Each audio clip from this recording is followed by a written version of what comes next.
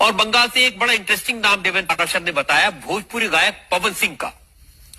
और पवन सिंह को बीजेपी आसनसोल से चुनाव के मैदान में उतार सकती है। आप समझ लीजिए कि आसनसोल क्यों इंपॉर्टेंट है, क्योंकि आसनसोल से इस समय शत्रुघ्न सिन्हा तृणमूल कांग्रेस के सांसद हैं, बीजेपी छोड़कर तृणमूल कांग्रेस में गए थे।